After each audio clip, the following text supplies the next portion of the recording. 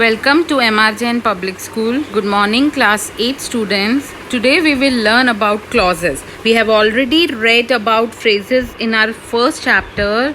So now we'll start with chapter 7 of your grammar book, that is clauses. In this we will learn about definition of clauses, types of clauses and different kinds of clauses. So let's start. Now, what is a clause? A clause is a group of words having a subject and a verb. जो clause होते हैं उसमें subject भी होता है और verb भी होता है, यानी subject भी है और predicate. A clause can be a complete sentence or a part of sentence. So clause होता है वो अपने आप में भी एक complete sentence हो सकता है जिसका एक meaning होता है. A sentence can have one clause or more than one clause. For example, the sun rises in the east. Now the sun वो क्या है, subject है और rises verb है. So rises in the east predicate है. तो ये जो full sentence है इसमें complete meaning है इसका, तो ये clause कहलाएगा. Let's see one more example. So like phrase, clause is also a group of words but it has a subject and a predicate of its own. जैसे phrase में कोई subject और predicate नहीं होता, लेकिन clause में subject भी होता है and predicate भी होता है.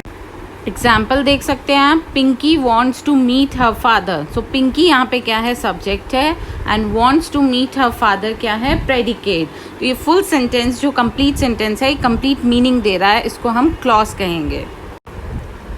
Sometimes there may be more than one clause in a sentence. कई बार एक sentence में एक से ज़्यादा clause हो सकते हैं. For example, he has a chain which is made up of gold. So he has a chain एक clause है और दूसरा which is made up of gold. So he has a chain ये एक one clause है और which is made up of gold ये other clause है. तो एक ही sentence में दो clause हैं और दोनों के अलग meaning भी हो सकते हैं और साथ में जोड़ के एक meaning भी हो सकते हैं.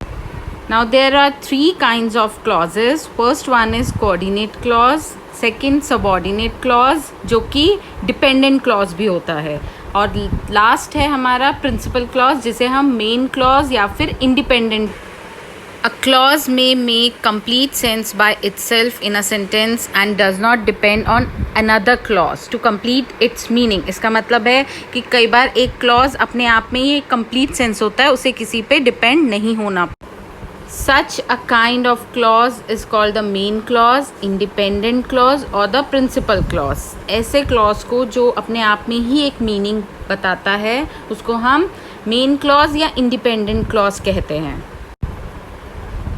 When in a sentence a clause does not make complete sense by itself. जब एक sentence खुद में अपने आप में complete sense नहीं बना पाता है तो उसे एक दूसरे clause पे depend होना पड़ता है, जिसे हम subordinate या dependent clause कहते हैं.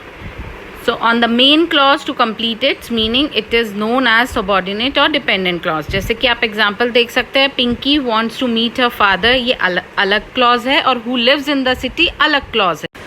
Next one, a sentence may have two main clauses. When in a sentence there are two main clauses, they are known as coordinate clause. And coordinate clauses are usually joined by a conjunction. जब हम conjunction word से दो clause को जोड़ते हैं वो coordinate clause. For example, the examination is easy and I can pass easily. अब जैसे the examination is easy एक main clause है और I can pass easily other clause है, इसको हमने and से जोड़ा है.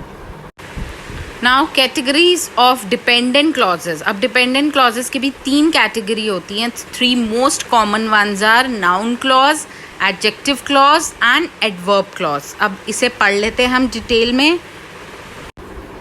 First one, noun clause, a dependent clause that functions like a noun. जो dependent clause होता है वो noun की तरह function करता है एक sentence में and generally act as the subject or verb of the object is known as noun clause.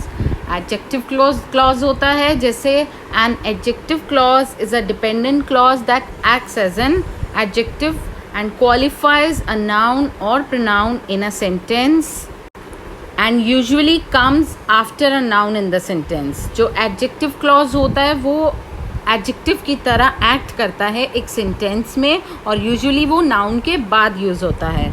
Last है adverb clause, and adverb clause is a dependent clause that acts as an adverb in a sentence and usually comes after a verb in the sentence. ये adverb की तरह use होता है. So that's all for today. Thank you.